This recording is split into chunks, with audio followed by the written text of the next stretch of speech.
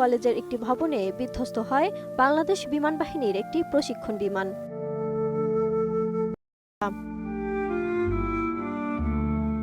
জানা গেছে, ঘটনার সময় মাইলস্টোন স্কুল ও কলেজে শ্রেণী কার্যক্রম ছিল শেষ পর্যায়ে। হঠাৎ বিকট শব্দে বিমানটি ভেঙে পড়ে। বিমানে আগুন লাগার বিষয়ে মাইলস্টোন কলেজে প্রত্যক্ষদর্শীরা বলছেন, স্কুলের দোতলা ভবনের প্রবেশ মুখে বিমানটি বিধ্বস্ত হয়। তখন স্কুল ছুটি হয়ে গেছে, কিছু শিক্ষার্থী বের হয়ে গেছে, তারপরেও অনেকেই ভেতরে ছিল।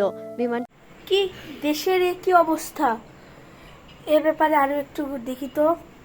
যাই টাকা, সেক্ষেত্রে 2 লিটার পানির বোতলের দাম আসে 60 টাকা।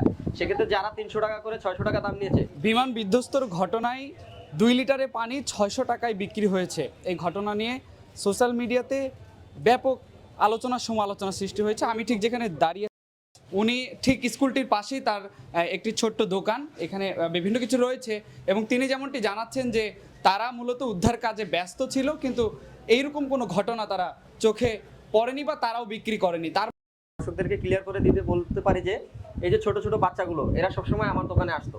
এরা যেমন স্কুলে একটা কোলাহল লেগে থাকতো, আমার দোকানে সকাল থেকে বিকাল অবধি আমার দোকানে একটা কোলাহল লেগে থাকতো। আমি তাদের সাথে অনেকটা স্মৃতি জড়িত সময় পার করেছি। সেক্ষেত্রে আমি সেদিক থেকে বলতে চাই, এই যে একটা অমানবিক কাজ করেছে যারা যারা করেছে, একটা পানির বোতল 1 লিটার পানির বোতল 30 টাকা, সেক্ষেত্রে 2 লিটার পানির বোতলের দাম আসে 60 টাকা। সেক্ষেত্রে যারা 300 টাকা করে 600 টাকা দাম নিয়েছে, এটা অনেক খারাপ কাজ হয়েছে এবং এই কাজটা এখান থেকে করা হয় না। আমাদের যখন বিস্ফোরণটি ঘটে বিমানের, তখন আমাদের দোকানগুলো সম্পূর্ণ অফ ছিল এবং আমার মালিক।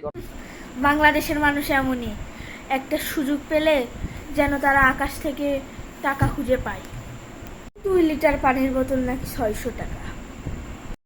কি অবস্থা শিক্ষার্থীদের, কি অবস্থা,